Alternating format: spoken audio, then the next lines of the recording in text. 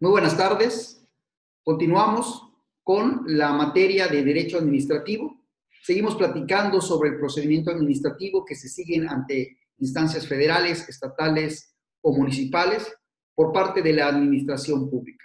Hemos señalado que el procedimiento administrativo es aquella, valga la expresión, actividad que lleva a cabo la autoridad administrativa a partir de ciertas conductas posiblemente infractoras de alguna disposición de la ley y que por constitución y evidentemente por la legislación aplicable a la autoridad administrativa le toca o le corresponde vigilar. De tal suerte que el procedimiento administrativo, como hemos platicado, tiene que ver justamente con esta vinculación de las actividades que lleva la administración pública en cualquiera de sus ámbitos de competencia con los particulares. Platicábamos en la última clase respecto a las notificaciones, los plazos, los términos, la forma en la que puede iniciarse un procedimiento administrativo, así como diversas características o circunstancias de trámite que se pueden llevar a cabo durante precisamente la tramitología o la substanciación del procedimiento administrativo, y terminamos hablando sobre lo que son los incidentes que se pudieran presentar a lo largo de dicho procedimiento. Continuamos hablando precisamente sobre este procedimiento administrativo, específicamente en lo relativo a los medios de prueba.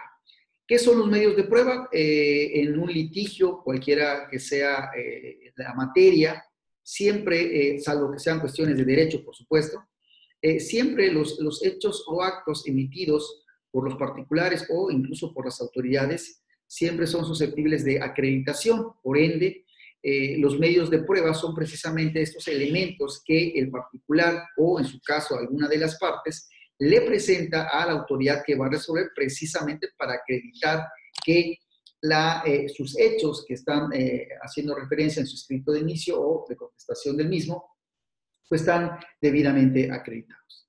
En materia administrativa, se admitirán cualquier tipo de pruebas, salvo las confesionales de la autoridad. La confesional de la autoridad, como normalmente se utiliza en otras materias, ¿no? Lo que es la materia confesional, pues prácticamente es sentar en un banquillo de los acusados obviamente, a quien depone de ella, precisamente para que el juzgador o el órgano resolutor le imponga de ciertas preguntas, de ciertos cuestionamientos, y toda vez que le constan, ¿verdad?, por ser parte interesada, pues señale lo que a su derecho convenga, y evidentemente lo que se busca, como su nombre le indique, es que confiese ciertas circunstancias o elementos que son relevantes precisamente para la resolución de un caso en concreto. En el caso de materia administrativa, la confesional de las autoridades no es susceptible como medio de probatorio. Sin embargo, la propia ley establece que las autoridades sí están obligadas a proporcionar la información que obra en sus expedientes como dependencia, puesto que esto no se considera como una confesional. Simplemente son elementos que tienen en los expedientes de la secretaría o de la dependencia en cuestión, y que evidentemente, al estar bajo, digamos, la supervisión o la resguarda de alguna dependencia en específico, pues tendrá precisamente la obligación de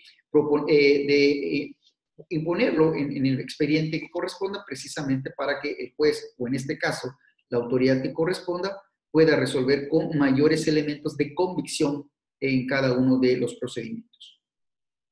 En el desahogo de las pruebas, ordinariamente esto se va a llevar, dice la ley, en un plazo que no sea inferior a 3 ni superior a 15 días.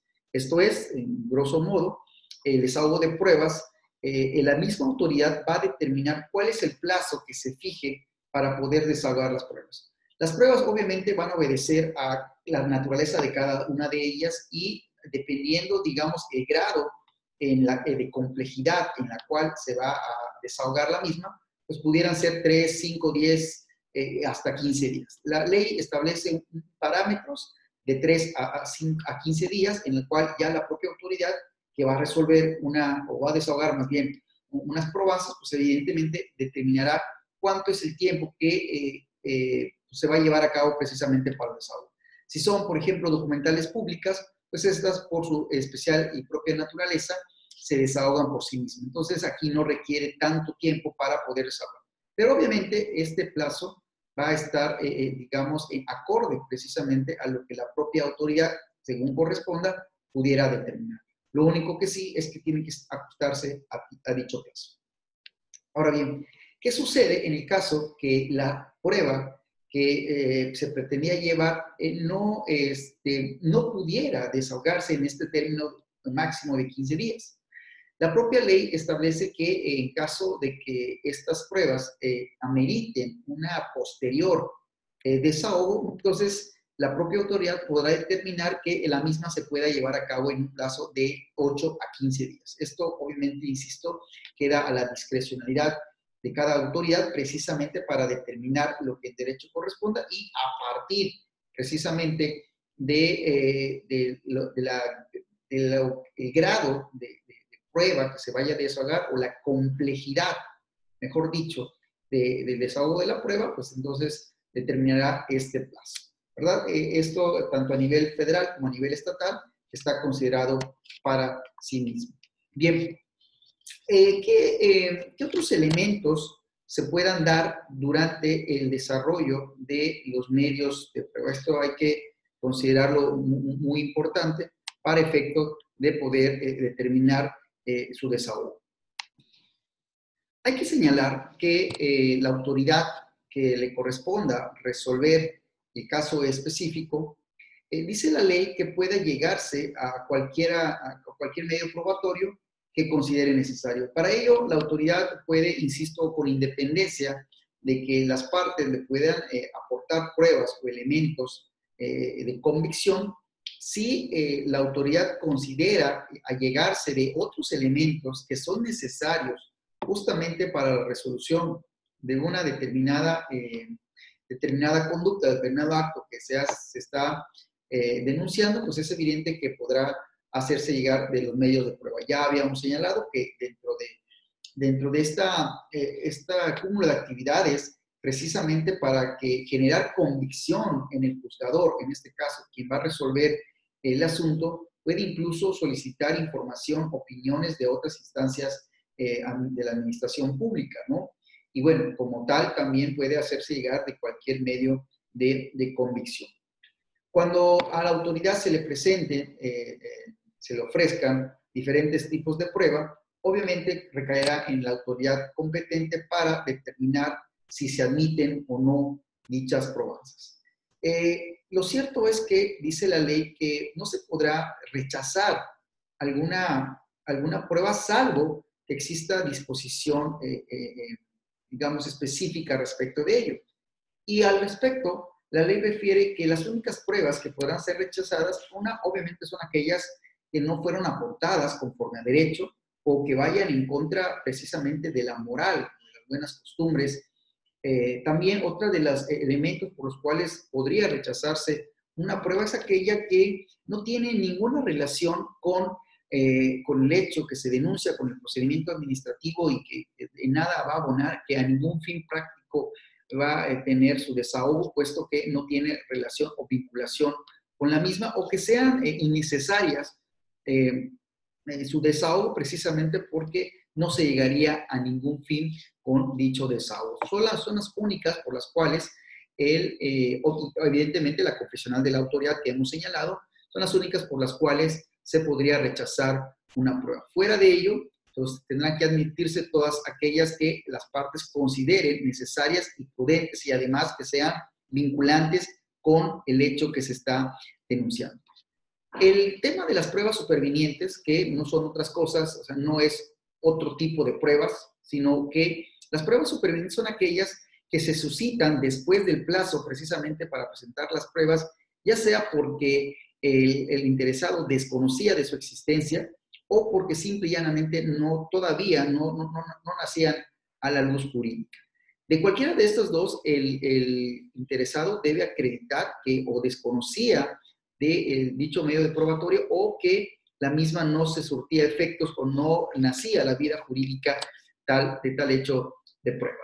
Estas pruebas supervinientes tendrán que presentarse en cualquier etapa del procedimiento administrativo, siempre y cuando sea antes, evidentemente, de que se emita la resolución correspondiente. Ya una vez que se ha emitido la resolución, pues, obviamente no tendrá caso que se presente medio de prueba alguno.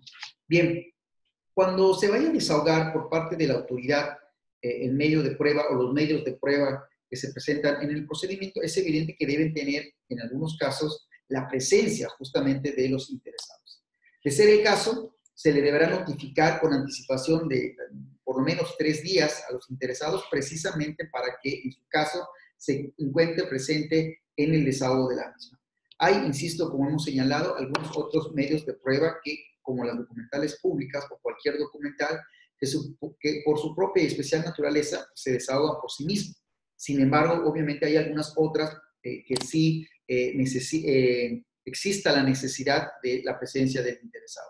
De cualquiera de las formas, es evidente que la autoridad está obligada a hacerlo del conocimiento de las partes, en este caso del interesado, para saber tener, valga la expresión, la seguridad y certeza jurídica de que se está llevando a cabo el procedimiento y que se está continuando con el mismo, ¿verdad? Y obviamente, dentro del debido proceso, pues, obviamente está que se le den a conocer toda esta tramitología o substanciación del mismo procedimiento, en este caso, el desahogo de los medios de prueba.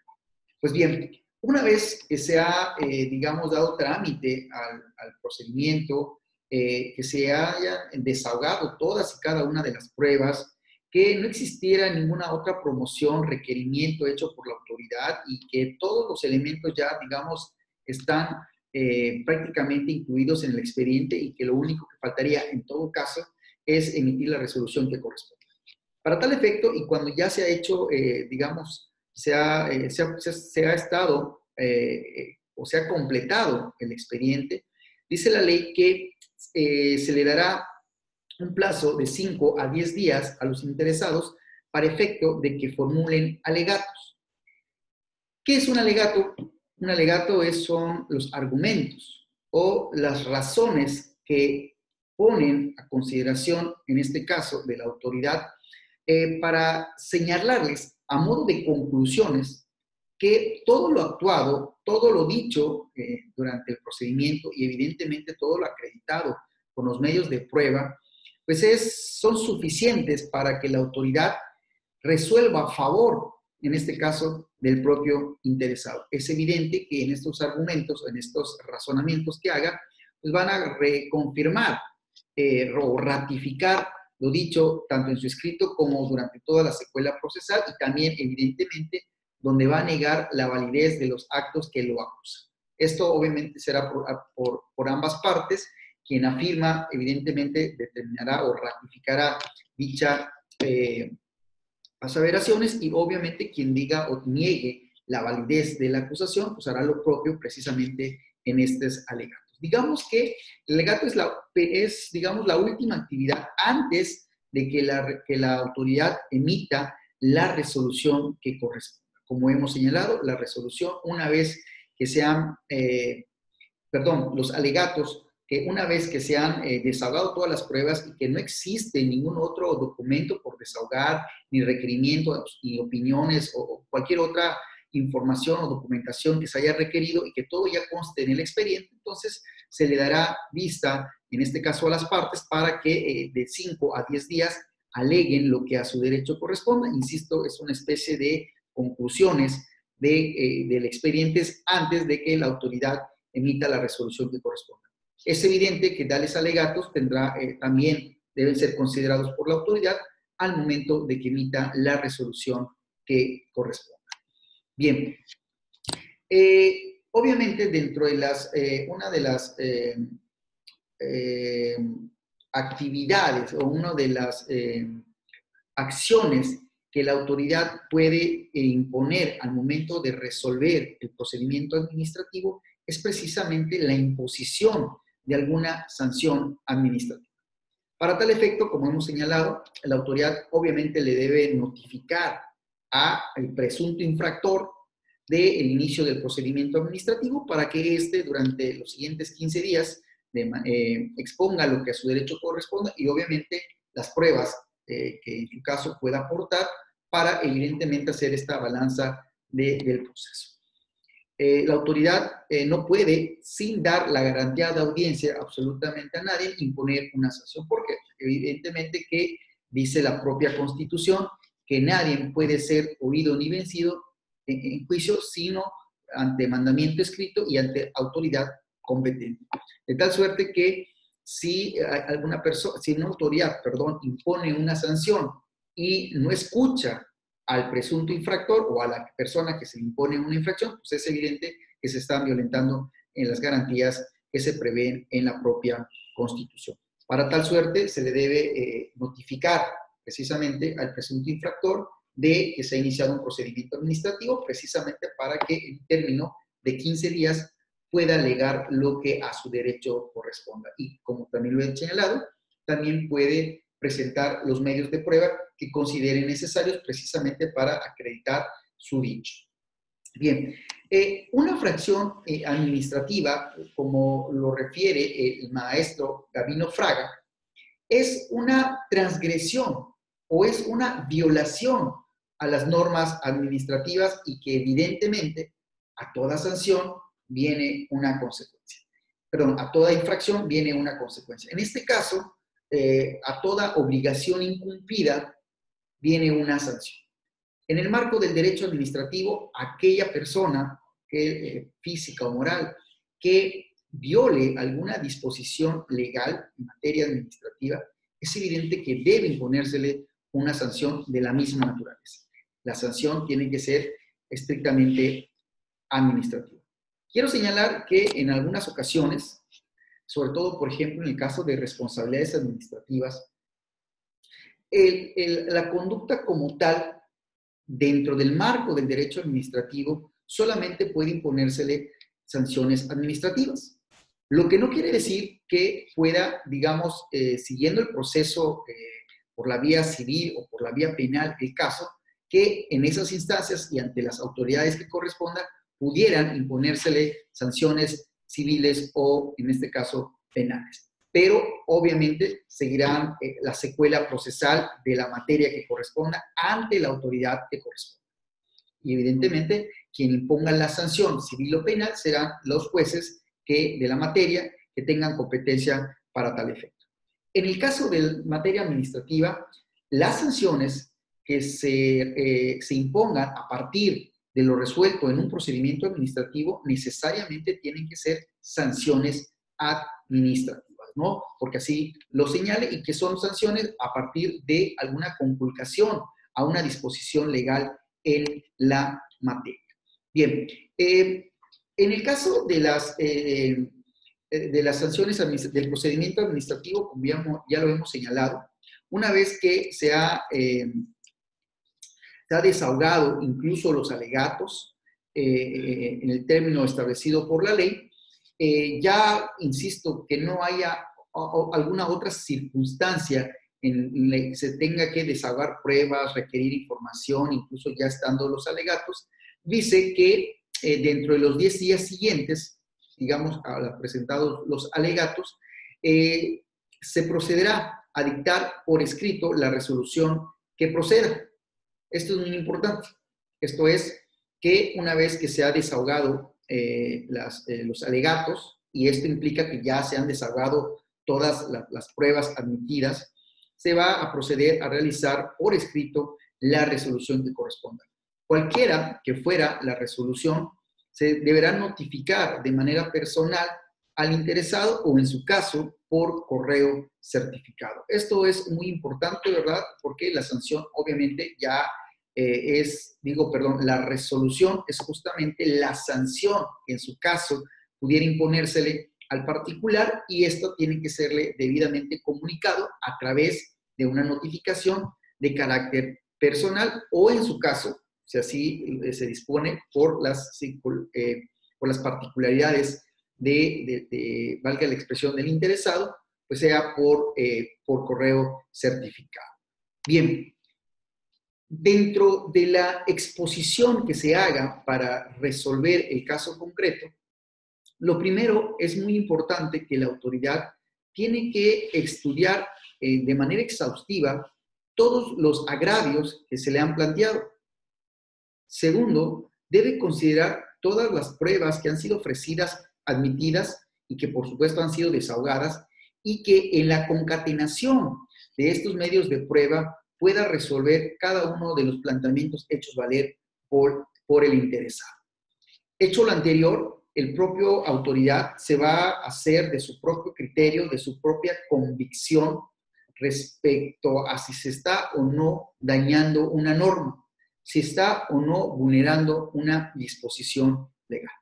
Para tal efecto, al momento de imponer una sanción, en la resolución se deben considerar ciertos aspectos o elementos fundamentales precisamente para poder determinar qué tipo de sanción administrativa le corresponde por la conducta infractora. En este caso, el juez debe ver, primero que nada, los daños producidos o, en su caso, qué daños pudieran producirse precisamente por la vulneración de la norma específica. Yo me estoy imaginando, por ejemplo, el derrumbe o la eliminación, extinción o el daño, por ejemplo, a un manglar. O es evidente que el cortar, el dañar un manglar, existan ciertas consecuencias ya presentadas, pero el daño pudiera ser mucho mayor, seguramente va a ser mucho mayor a posteriori. Entonces, es evidente que la autoridad tiene que identificar, uno, si son los daños que han producido o que pudieran producirse precisamente por esta infracción. O, por ejemplo, la construcción de alguna obra en algún lugar que no tuviera el permiso precisamente para el uso del suelo que corresponde. Pero una vez ya, digamos, edificado, valga la expresión, el inmueble, pues también tendríamos que evaluar, uno, qué daños ha provocado justamente la construcción de este inmueble sin tener los permisos establecidos y que obviamente pudiera incluso dañar a futuro o poder producir mayores daños a futuro. También es un elemento fundamental que debe tomar en cuenta la autoridad al momento de resolver, son la intencionalidad de generar la acción, incluso la propia omisión. En materia penal se habla mucho del dolo, de la de la alevosía y de ventaja. ¿Esto qué significa traducido en el ámbito administrativo? La intencionalidad con lo que uno quiere o sabe de lo que pudiera producir. Es evidente que esta intencionalidad se va a acreditar o se va a poder desvirtuar en todo caso en el procedimiento administrativo para saber si el interesado, el particular, realmente quería o tenía las intenciones de provocar cierto daño o quería producir tal o cual cosa. O simple y llanamente, pues no tenía previsto esta circunstancia bajo una falsa creencia de que no iba a producir nada, algún efecto dañino, pues pudo haber construido alguna obra o pudo haber realizado cierta actividad. Esto es evidente, esta intencionalidad tendrá que valorarse por la autoridad y, en su caso, poder determinar, insisto, si la acción o la misión que constituye la infracción o la sanción que corresponda fue provocado de manera intencional o simple y llanamente fue realizado sin ninguna intención de por medio. Sin embargo, produjo los efectos y por ende tiene que aplicársele la sanción que corresponde. Obviamente que uno de los elementos que, digamos, que mayor toman en cuenta las autoridades al momento de imponer una sanción es la gravedad de la misma. Es decir, qué tan grave es la infracción. Y esto es un elemento importante, puesto que no es lo mismo una leve acción que pudiera infringir la norma a algo que tiene y trascienda de manera gravoso digamos en este caso, a la convivencia social. La gravedad de la infracción, por supuesto, es un elemento de mayor importancia, de gran relevancia y que evidentemente al momento de desahogar las pruebas y todo el procedimiento administrativo podrá tomar en cuenta la autoridad que corresponde. Y finalmente, también en su caso, tendría que valorarse la reincidencia del infractor. Esto es, no es lo mismo que el actor sea la primera vez que comete esta infracción y quizás pueda acreditar que incluso ni sabía de los posibles daños que podía producir. Por lo tanto, al ser la primera vez, esto pudiera generar convicción en el juzgador, quizás concatenado con que no había intención, pues ponerle una de las sanciones más leves. Ahora bien, si es una persona que ha reincidido o que es la segunda o posterior vez que realiza la misma acción, entonces aquí prácticamente estaríamos advirtiendo una conducta incluso intencional por parte del interesado, en este caso del infractor, puesto que ya en anteriores ocasiones había provocado la misma conducta y que por ende se les había otorgado, o impuesto más bien, se le había impuesto una sanción. De tal suerte que si reincide en la misma conducta, quiere decir que ya se hacía sabedor de estas conductas y que las mismas estaban en contra de las leyes. Al ser un infractor reincidente, la propia ley dice que incluso en el caso de las multas podrá hasta duplicársele el monto de la sanción, en este caso económica, que se le impone. Pues bien, en una resolución, insisto, no se deben dejar de revisar todos los agravios, estudiar cada uno de ellos, cada uno de los planteamientos, cada una de las solicitudes hechas por el interesado. Deberá valorarse cada uno de los medios de prueba que existan en el expediente y que con estos elementos que existen poder tomar una determinación al final.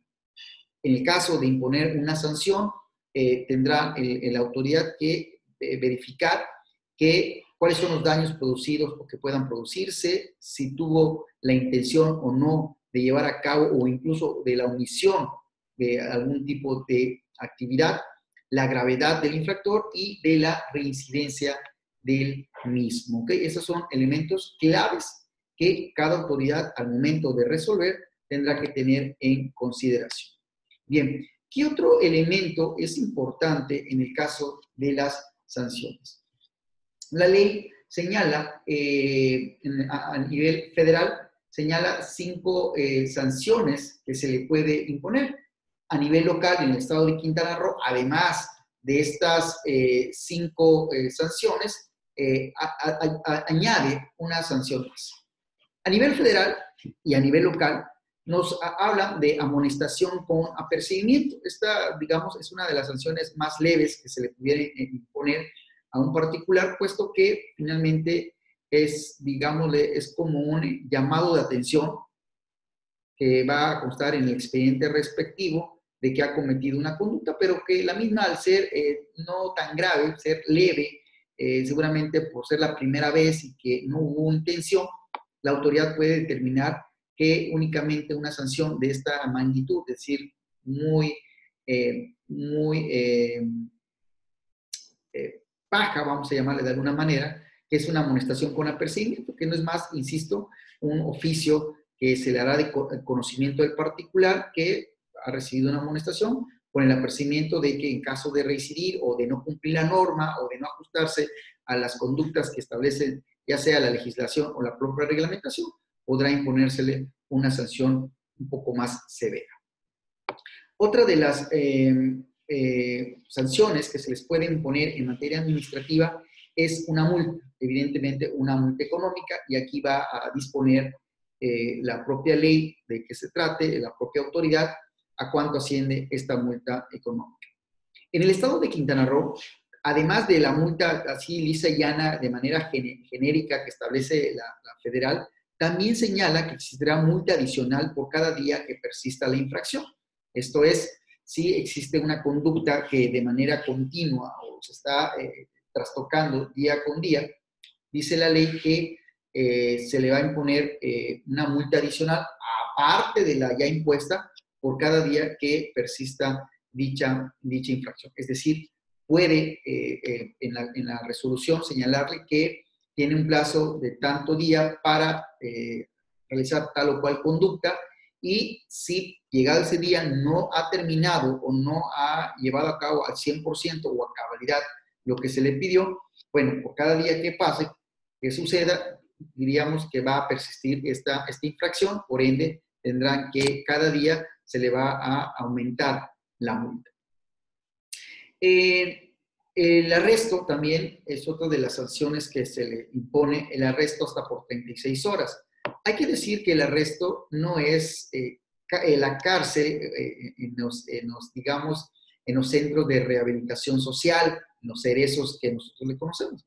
El arresto es un arresto que se hace la autoridad administrativa, en este caso ante policía municipal o los separos de la autoridad que corresponda, ¿verdad? Y ahí será un arresto precisamente por la conducta que se estuviera llevando a cabo y la misma no podrá ser mayor a 36 horas.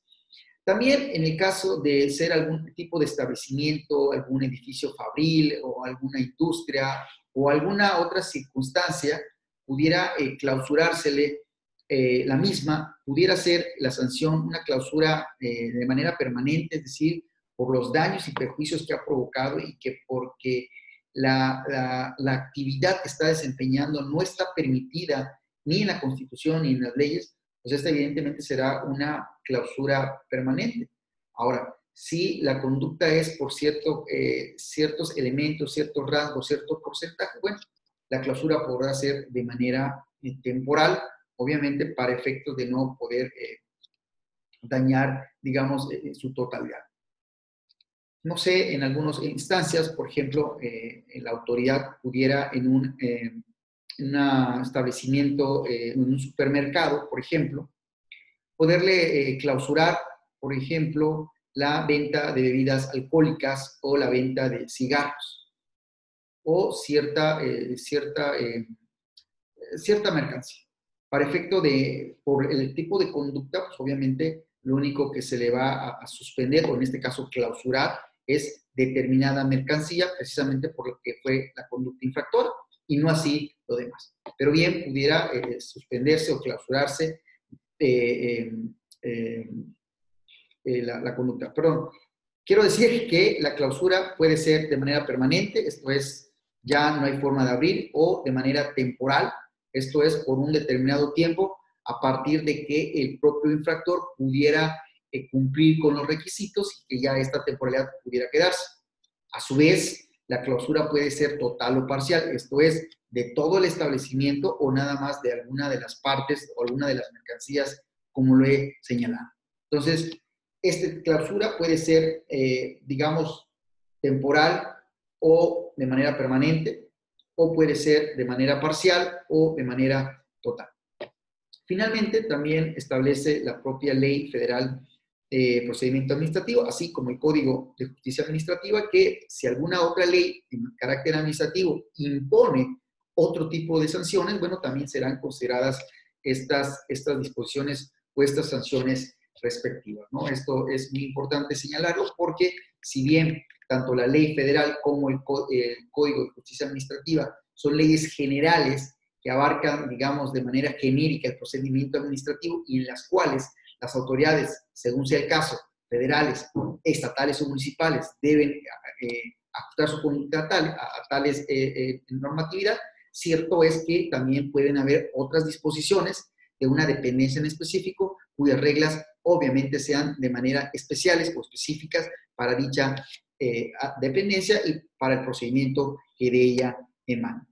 Finalmente, ¿cuáles son las causas por las que un procedimiento administrativo termina? Es decir, ¿qué actividades o qué acciones ponen fin al procedimiento administrativo?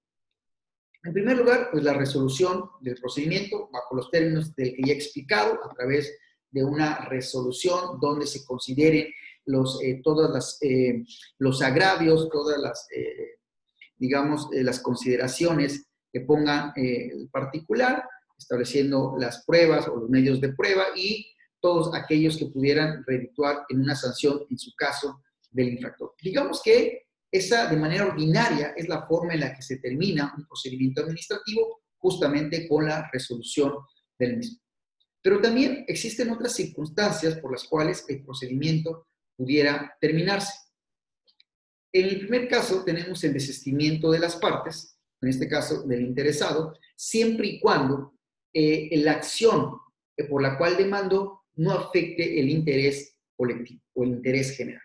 Si la denuncia fue por una cuestión a título particular y que el único interesado o afectado en su caso es justamente el denunciante, pues bueno, el desistimiento será válido y por ende se terminará el procedimiento administrativo. Si la conducta denunciada es de interés común, de interés general, obviamente este desistimiento, a pesar de que se imponga y que se presente, pues no será válido, no será aceptable, y obviamente el procedimiento continuará de oficio por parte de la autoridad.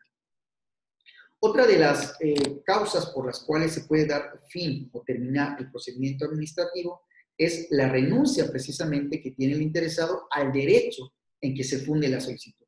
De igual manera, la renuncia evidentemente tiene que ser sobre derechos que única y exclusivamente le afecten al particular. Si el acto denunciado también afecta al interés común, al interés general, a la colectividad, aun cuando se presente la renuncia, esta no será aceptada y evidentemente se continuará el procedimiento de manera oficio. En el caso del desistimiento y en el caso de la renuncia, si existieran otros interesados, pues obviamente seguirán por parte de ellos y en su caso se cortará nada más el tema del particular. Otra de las formas en las cuales se pone fin al procedimiento es la declaración de caducidad.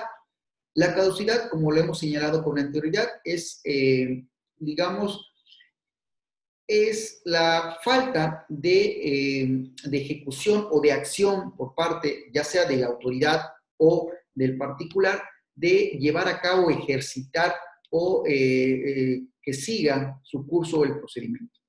La ley establece que la caducidad, en el caso de que el procedimiento hubiera sido instaurado por un particular, será a partir de los 3 meses, siempre y cuando la acción o la ejecución de promover la actuación de la autoridad sea del particular. Esto es, si el particular presenta su promoción y a él le corresponde estar, digamos, de cierta forma, ejercitando acciones con el fin de que la autoridad continúe con el procedimiento y éste dejara de actuar, es decir, el particular iniciara una promoción y que dejara pasar el tiempo de 3 meses sin hacer absolutamente nada. Ni siquiera un acuerdo, perdón, ni siquiera una promoción, una solicitud, absolutamente nada. Es decir, el expediente se quede, digamos, allá descansando sin que la autoridad haga absolutamente nada. Si la promoción es iniciada por un particular, la caducidad será por el tiempo de 3 meses. Si pasados estos 3 meses no se ha ejecutado ninguna acción, la propia autoridad hará el acuerdo respectivo de caducidad. Ello no significa que haya prescrito la acción por parte del particular, puesto que la prescripción de la acción es en 5 años. Esto es, pudiera en su caso iniciarse de nuevo un procedimiento administrativo por las mismas circunstancias. Ahora bien, si es un procedimiento administrativo que ha sido instaurado por oficio, es decir, por la propia autoridad, la caducidad será por el término de 30 días. Esto es, si de manera oficiosa es iniciado el procedimiento administrativo por la propia autoridad y durante el desarrollo del mismo dejare de transcurrir 30 días sin hacer ninguna actuación, ya sea de oficio o incluso a petición de parte del interesado, pudiera solicitarse la caducidad de la causa. Por ende, como aquí se puede ver, si el particular es el que inicia, la caducidad será por 3 meses, o pasados 3 meses. Y si el procedimiento es iniciado por la autoridad, la caducidad será de 30 días. Cualquiera que sea el caso, insisto, no prescribirá la acción. La acción prescribirá hasta los 5 años. Es evidente que la autoridad administrativa tendrá, a partir de los hechos denunciados o a partir de que se llevó a cabo el acto administrativo, la presunta infracción el acto presuntamente infractor de alguna norma administrativa, la autoridad tendrá hasta 5 años para imponer una sanción. Pasados 5 años, prescribe la acción para que la autoridad pueda imponer una sanción. De ahí la importancia, relevancia que tiene que la autoridad esté garante y vigilante de los particulares y que sobre todo, ya lo vamos a ver en la siguiente cápsula, de que una de las condiciones para que la autoridad pueda vigilar que se esté cumpliendo todas las disposiciones legales y reglamentarias son las llamadas visitas de verificación, que no es otra cosa que asistir a los lugares para ver si los establecimientos están cumpliendo con las reglas o las normas establecidas. Bien, decíamos que la caducidad es la forma en la cual también pudiera ponerse fin al procedimiento.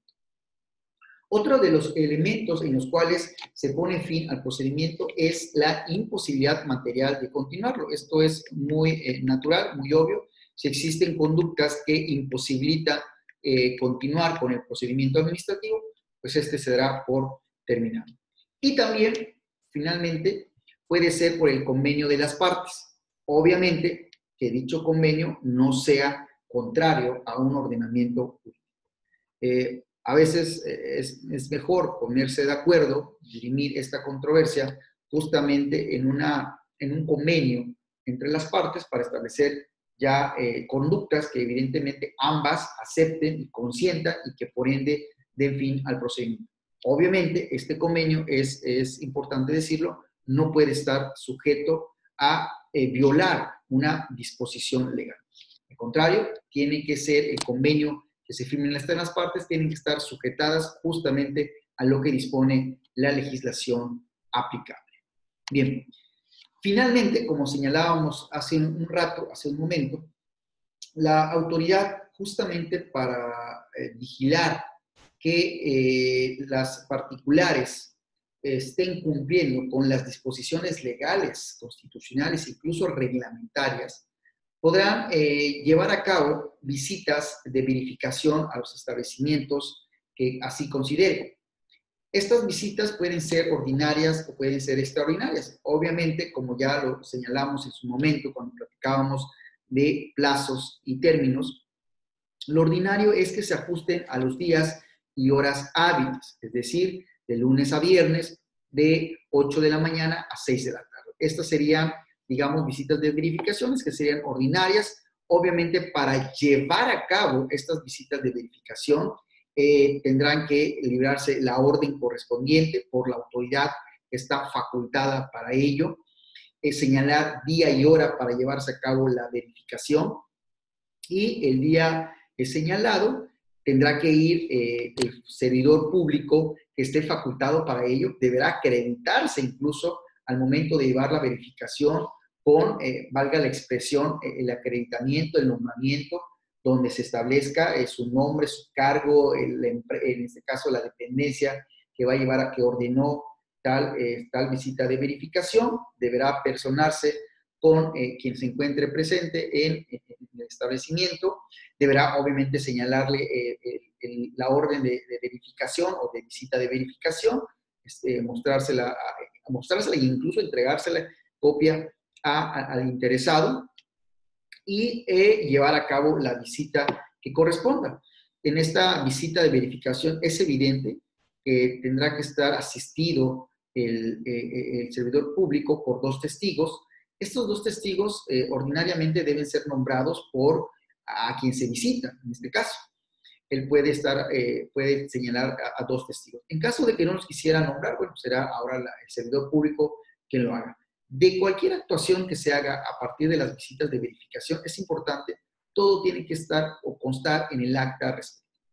Desde la hora en que se llegó, el lugar en que se llegó, quiénes atendieron la diligencia, quiénes estuvieron como testigos, cuáles fueron las actuaciones que se realizaron, datos, información, en su caso el número de oficio de orden de visita de verificación, quién emitió esa orden, todo, digamos, en la cédula o en el acta de inspección deben contener todos los elementos generales para poder, digamos, advertir de manera clara cuál fue, y clara y con precisión, cuál es el objetivo de la visita de verificación, quién lo ordenó, cuándo lo ordenó, por qué lo ordenó, cuál es el fundamento legal del mismo y en su caso, quiénes estuvieron en en la visita de verificación, quiénes fueron los testigos, qué fue lo que se llevó a cabo durante la visita de verificación, qué fue lo que se visitó, ¿verdad?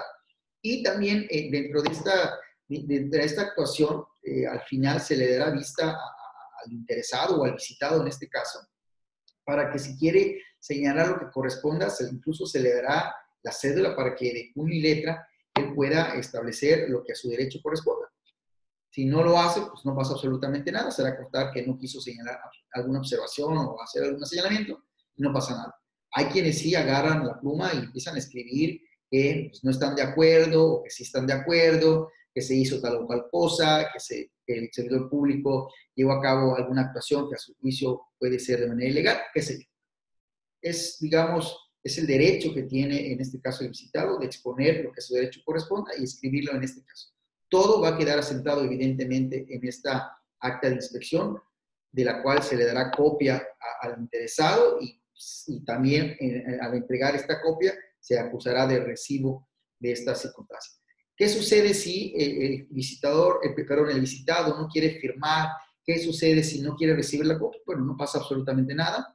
Esto no va la falta de firma o de que no reciba el acta la copia del acta no va a invalidar ni el acta, obviamente, ni la visita de verificación. Simplemente es el derecho que tienen que corresponda y, como he señalado, todo va a hacer o se va a hacer constar en el acta que corresponde. Obviamente, estas visitas de verificación, en su caso, estarán expuestas en el expediente respectivo para poderse incluso iniciar un procedimiento administrativo a partir de estas visitas de verificación. Bien, digamos que con esto damos por terminado esta parte del procedimiento administrativo que hemos señalado. Es muy importante referir que el procedimiento administrativo es, insisto, es esa actividad que lleva a cabo la autoridad y que con base en sus facultades y sus funciones puede determinar si algún particular pudo infringir o no la norma. Y en su caso, imponerle las sanciones que correspondan, que como ya hemos visto pueden ser variadas, que van a depender justamente de la actuación del particular o de la infracción, ¿verdad?, del particular. Esto atendiendo a qué? Pues a la gravedad, a la reincidencia, a los daños que pudo provocar o que puede provocar, ¿verdad?, en cada una de estas circunstancias. Pues bien, con esto damos por terminado todo lo relativo al procedimiento administrativo, lo que concierne a la actuación por parte de la autoridad. Hemos señalado, ¿verdad?, que el procedimiento administrativo puede seguirse por la instancia federal, esto es, a partir de la Ley Federal del Procedimiento Administrativo, de cualquier dependencia de la Administración Pública Central o descentralizada o paraestatal, así lo señala la propia ley, o en el caso de Quintana Roo, por el Código de Justicia Administrativa, contra autoridades de la Administración Pública Centralizada o descentralizada, paraestatal, de la Administración Pública Estatal, y también pueden seguirse contra actos de las dependencias de la Administración Pública Municipal. Este código en el Quintana Roo prevé estos dos aspectos, estos dos ámbitos de competencia, tanto a nivel estatal como a nivel municipal. Pues bien, con esto damos por terminado la clase del día de hoy. Agradezco a todas y todas por su atención, reiterándoles que en la parte de abajo de este video estarán los links para acceder a la primera y a la segunda clase, en las cuales, digamos, empezamos a ver el procedimiento administrativo, están las bases de este procedimiento administrativo y finalmente también pueden considerar, digamos, esta vinculación con lo que vimos el día de hoy. Agradezco a todos su atención, que pasen excelente tarde.